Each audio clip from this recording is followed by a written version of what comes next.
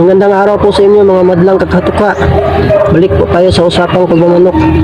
Ngayon pong araw na ito ay isi-share ko po sa inyo ang aking kunting nalalaman kung paano po tayo pumili at kumilatis ng ating manok na gustong bibilhin, no? Ngunit bago po ako magsisimula ay kung baguhan ka pa lamang sa aking channel ay maaari po ba mag-subscribe ka muna sa aking channel at mag-likes ka na rin para maging updated ka palagi sa aking susunod na mga videos na i-upload. Okay. Mahilig ka ba sa manok? At naisipan mong bumili ng manok para alagaan, para gawin mong libangan sa iyong bahay, ngunit hindi mo alam kung paano pumili at kumilatis ng magagaling na manok. Ito ang gagawin mo, idol. Ito. Turo ko sa inyo. Unang-una ay hawakan mo yung manok na nagustuhan mo. Ipuin mo yung katawan ng manok tulad nito. Yan. Dapat yung katawan ng manok na bibilhin mo mga kakatuka is maganda ang katawan, malusog ang katawan. Yan, oh, laki ang katawan, bulto. Yan, tapos maganda ang mukha. Alipin ang manok kapag maganda ang mukha, mga kakatuka. Kapag ganito ang mukha, oh. Yan, oh. Ito po yung hybrid na manok. Bloodline po nito is Kelso. Okay. Ito po yung gagawin nyo mga kakatuka. Tingnan mo yung katawan kung lusog ba, bulto. Yan. Tapos yung balahibo, makintab.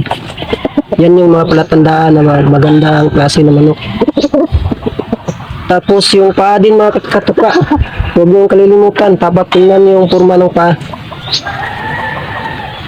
Dapat yung forma ng paa hindi gaano matangkad, hindi gaano mataas, at hindi rin gaano mababa. Dapat tamang-tama lang yung height ng manok. Yan. Tapos yung forma ng paa niya is hindi siya baluktot. Yan, i-straight mo yung paa ng manok. Tingnan mo yung paa ng manok na yung bibilihin kapag straight ba, hindi baluktot. Yan. Ganito ba yung paa niya?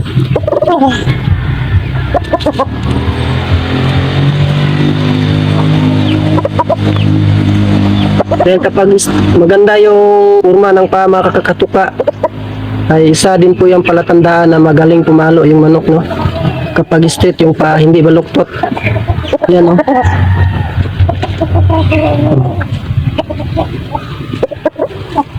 Tapos hindi siya loose yun, tamang-tama lang yung paa niya. Huwag din po kayong pumili ng manok na masyadong matangkad mga kakatuka.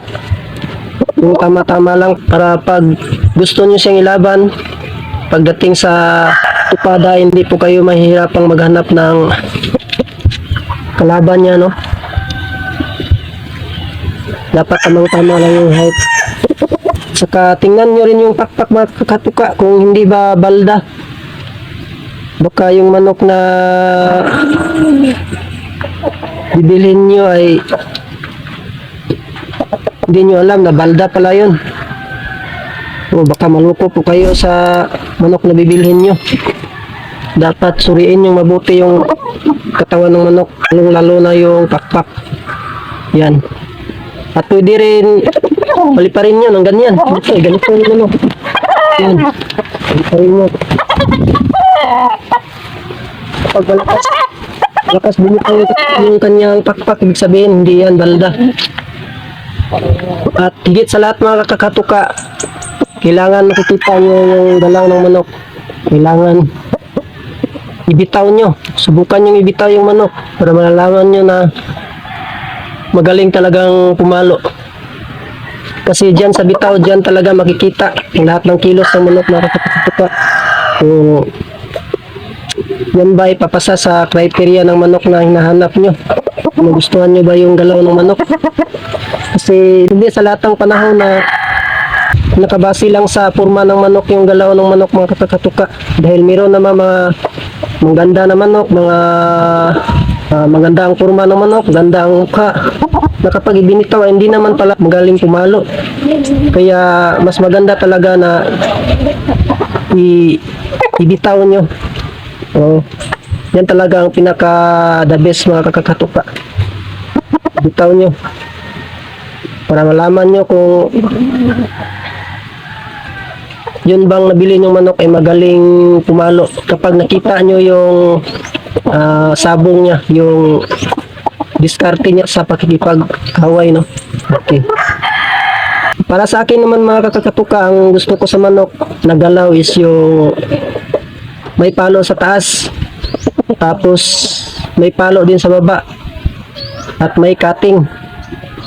Yun bang kapag pumapalo siya is yung hindi siya short cutting, malayo yung abot ng kanyang palo. Kahit malayo lang yung kalaban ay pwede niya pa ring matamaan yan, no? At saka pumapalo siya kahit hindi siya kumakagat, kasi may mga manok na kumakagat muna bago pumalo. So hindi po maganda na manok yun, no? Dapat yung manok ay hindi kumakagat bago pumapalo, kasi dihado po yan pagdating sa laban. At gusto ko rin sa manok yung may ilag.